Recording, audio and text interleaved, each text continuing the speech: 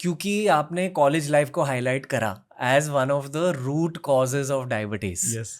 तो ये बताइए कि कॉलेज लाइफ में सबसे बड़ी गलतियां क्या होती है जिसकी वजह से आगे जाकर डायबिटीज होता है किसी की बॉडी में? पहले तो घर में सिक्योर एनवायरनमेंट में रहते हो, तब तक आपका खान पान सब अच्छा होता है। Immediately you enter into the hostel life, और वहाँ पे फ्रेंड्स के साथ या फिर बहुत सारा बाहर का खाना होता है। इमीडिएट फूड में शिफ्ट आता है, लाइफस्टाइल में शिफ्ट आता है, और उस टाइम का हमें क्रेज़ होती है। लाइक हमें लगता है कि दिन दिन भर मैं चाय पे रह सकता हूँ और चाय के साथ फिर कुछ भी खा सकता हूँ। वो क्रेज़ रहता है अलग तरीके का। वहाँ से वो डायबिटीज़ का सीड कहीं ना कहीं तो मेरे इसमें आना शुरू हो जाता है। So irregular food patterns, irregular food patterns, junk food, chai, sleep patterns, irregular sleep patterns, irregular sleep patterns. Okay, and alcohol? Alcohol addiction तो आएगा ही। अल्कोहल आएगा, ये आएगा, बहुत सारी चीज़, स्मोकिंग आएगा उसमें। स्मोकिंग और डायबिटीज भी लिंक्ड है? 100% लिंक्ड है। क्या होता है? स्मोकिंग से डायबिटीज़ नहीं होता है। ऑलरेडी अगर आपको डायबिटीज़ है तो वो वर्सन होगा स्मोकिंग से, अल्कोहल से। बट अल्कोहल कंजम्पशन की वजह से, मान लो आप सिर्फ कॉलेज में बिंज ड्रिंकिंग कर रहे हो वीकेंड्स को, उसकी वजह से बाद में जिंदगी में डायबिटीज हो सकता है?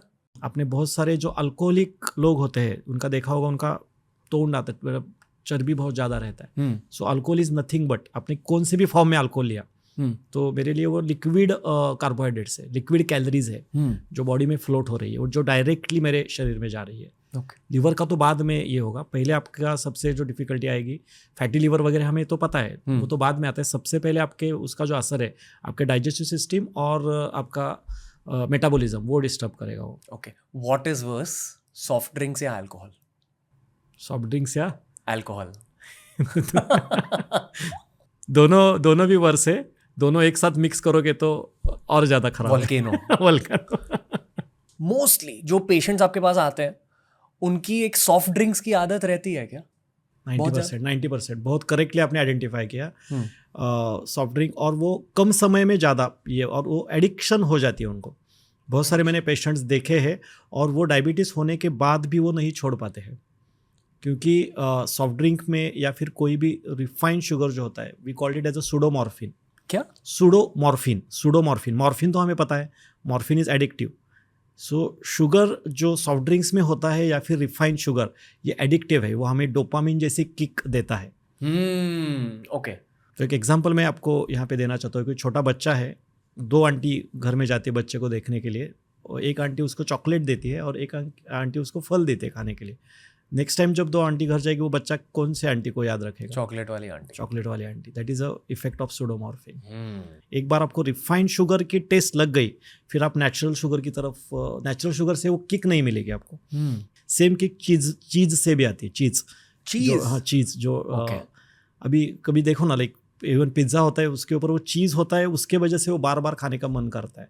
तो refined sugar and refined salt दोनों भी हमें वो किक देते हैं। Refined sugar and refined salt, refined sodium particular. Refined salt अपने सब प्रोसेस्ड खाने में होता है, चिप्स विप्स में होता है, सभी में होता है आजकल, सभी। और इनफैक्ट मैं तो ये बोल रहा हूँ कि आज जब आप बाहर रेस्टोरेंट में जा रहे हो, 99% चीज़ों में शुगर है ही। 99%, आप बच ही नहीं सकते उससे। 99%। मतलब अगर बटर पनीर भी मंगाया उसमें भी आएगा। वुड यू से कि अगर मैंने मान लो महीने भर सिर्फ घर का खाना खाया, मेरी बॉडी काफ़ी हद तक फिक्स हो जाएगी? डाउटफुल नहीं लगेगा मुझे, क्योंकि मेरे पास भी जो डायबिटिक के पेशेंट्स आते हैं, हम यंग जनरेशन की बात कर रहे हैं और ओल्ड, तो वो बोलते हैं हम सालों साल तो घर का ही खाना खा रहे हैं, फिर भी मुझे डायबिटीज़ हो गया। तो बाहर के खाने से होता है, लेकिन घर में भी मैं कार्बोहाइड्रेट वाली खाना ज़्यादा खा रहा हूँ तो भी मुझे मेरा डायबिटीज़ बढ़ सकता है या फिर डायबिटीज़ ठीक होने में ऑब्स्ट्रक्शन आ सकता है। तो हमारा जो दुश्मन है, वो इन्हीं में जो है वो ग्लूकोज नहीं है, वो है स्टार्च।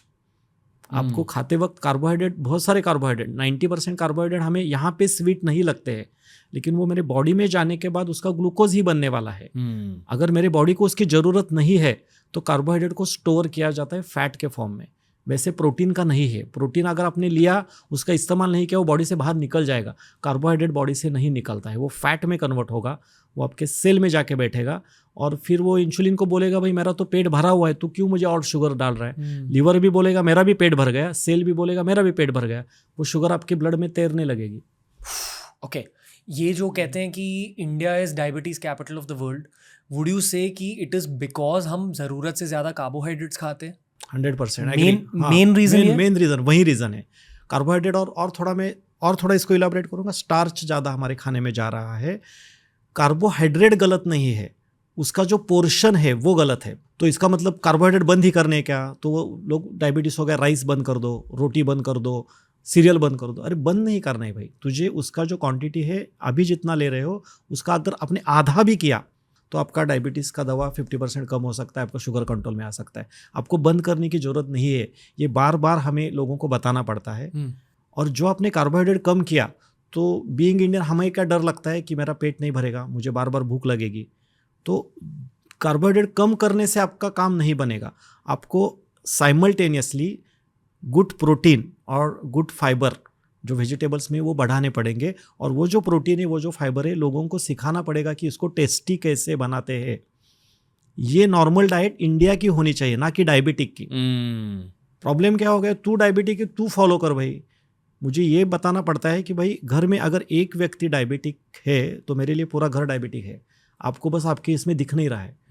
सो ऐसे कोई उसके लिए मैं अलग डाइट नहीं बनाऊंगा, मैं एक ऐसा हेल्दी डाइट बना के फैमिली को देता हूँ, तो वो फॉलो करेंगे तो उसका डायबिटीज़ ठीक हो जाएगा, तुझे जाके आगे डायबिटिक नहीं होगा।